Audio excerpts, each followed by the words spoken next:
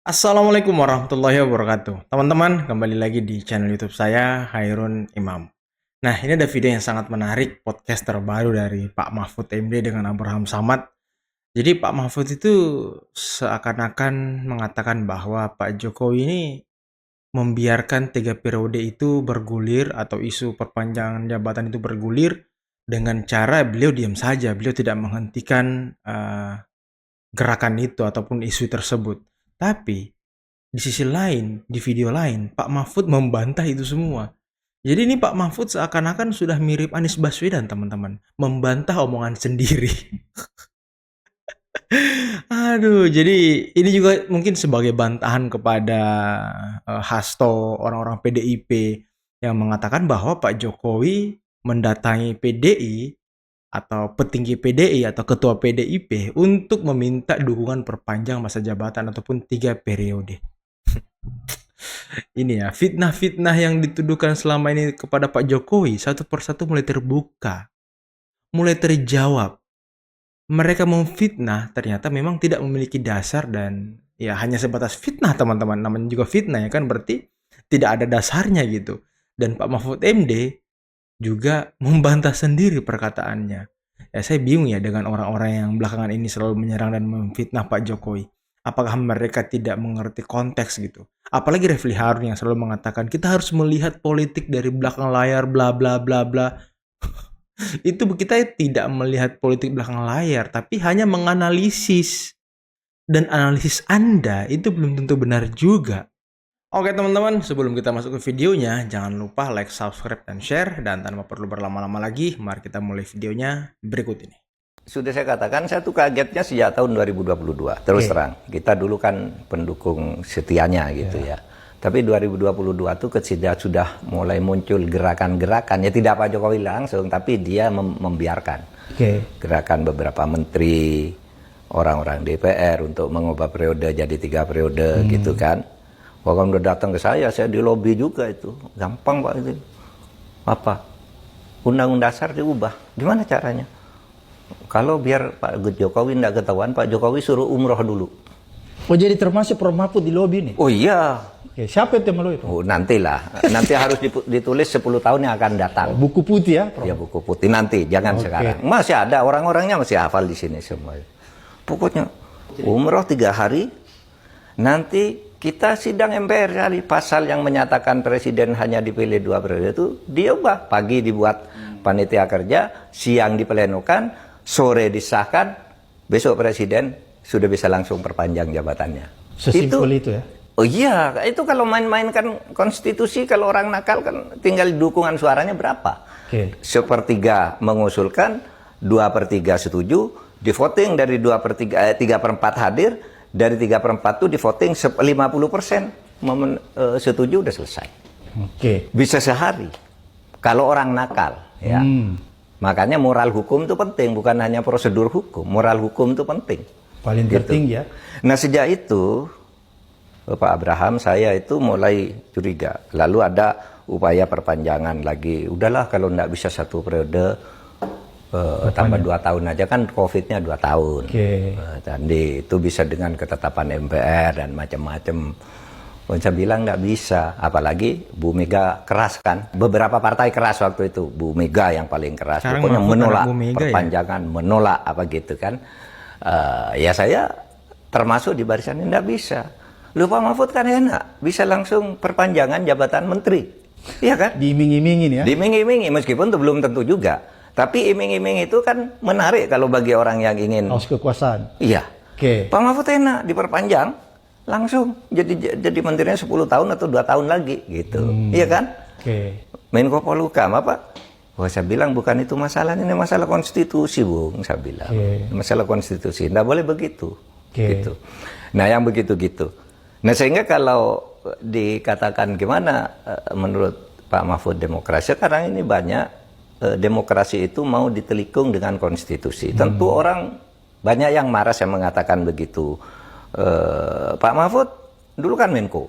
Kenapa diem aja? Saya tidak diem waktu Menko. Saya bergerak dengan cara saya. Oleh sebab itu saya ikut menggagalkan upaya itu. Iya kan? Iya dong. Jadi tadi Pak Mahfud bilang ya, walaupun Pak Jokowi tidak menolak tapi beliau mendiamkan ya kan. Ya ini kan masih menjadi pertanyaan teman-teman, apakah Pak Jokowi mendiamkan karena dia tahu atau memang Pak Jokowi mendiamkan karena dia nggak tahu gitu ya kan. Ini yang masih menjadi pertanyaan kita semua. Dan tadi ya sepertinya Pak Mahfud sudah jadi anak Bu Mega ya. Nah kita dengarkan ya. Tadi ya kalau kita dengarkan sekilas, Pak Mahfud sepertinya ingin menuduh Pak Jokowi membiarkan 3 periode dengan ya berpura-pura nggak tahu kali ya gitu ya. Pak Jokowi itu ada pembisik-pembisik kayak Harmoko gitu tadi, yang kemudian lari. Biasanya kalau dalam keadaan begini orang belum ngomong. Nanti itu akan ditulis orang sesudah Pak Jokowi berhenti agak lama dari itu kan, lalu orang ngomong kan gitu kan.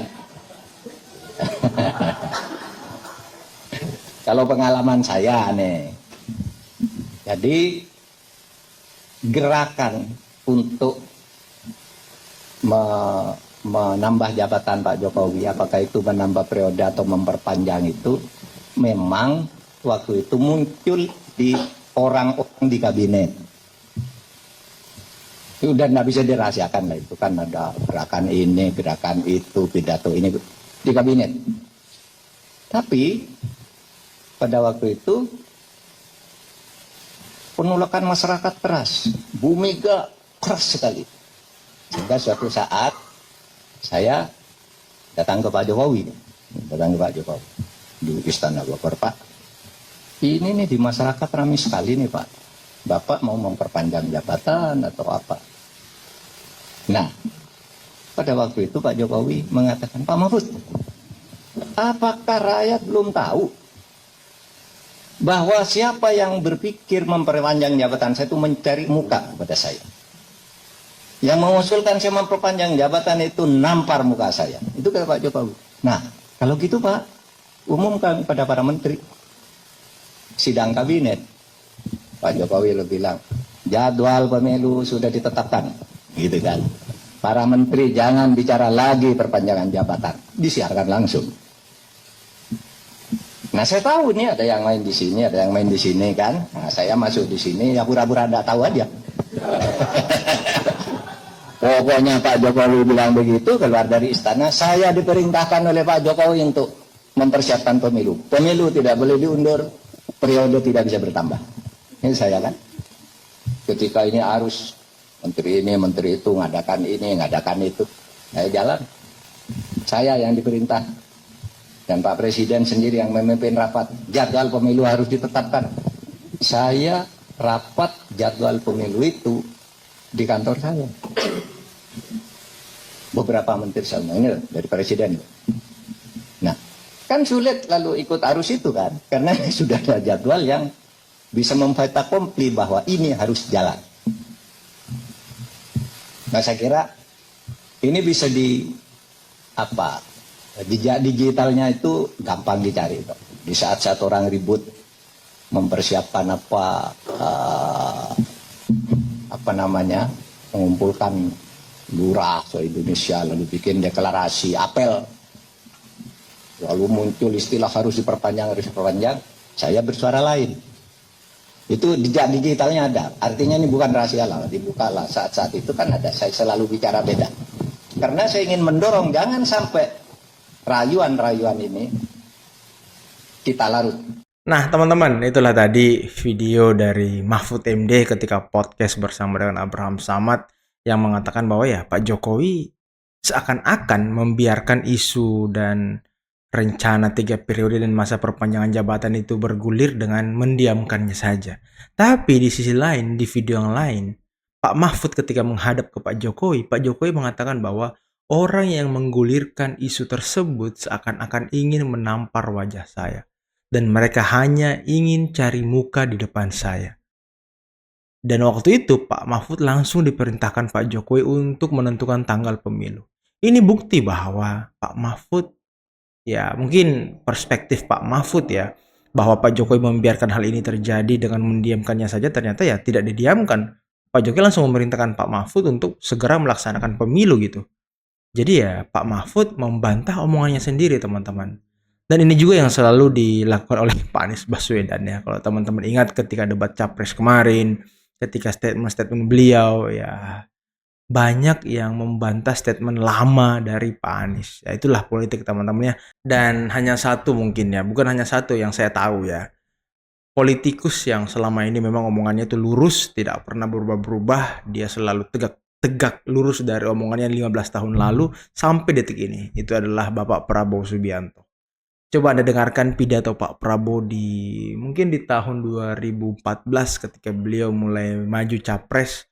Kalau 2009 kan beliau masih cawapres gitu, cawapres Bu Mega. Tapi coba di 2014. Pidato-pidato beliau hingga saat ini itu sama semua tentang kemiskinan, tentang kebocoran, tentang mengolah hasil bumi kita sendiri. Pokoknya berputar di situ aja. Kesejahteraan rakyat, ingin memberikan rakyat makan, sama semua teman-teman. Jadi visi Pak Prabowo ini, misi dari beliau dari dulu sama semuanya. Beliau ingin melihat rakyat sejahtera dan segala macamnya lah. Dan ini yang harus dicontoh oleh politikus-politikus sekarang. Ya jangan hari ini ngomong A, besok ngomong B, lusa ngomong C. Ini kan ya pemimpin yang sulit dipercaya teman-teman. Oke, mungkin cukup sekian dulu video kali ini. Jangan lupa like, subscribe, dan share videonya. Akhir kata billahi taufiq wal hidayah. Wassalamualaikum warahmatullahi wabarakatuh. Bye-bye.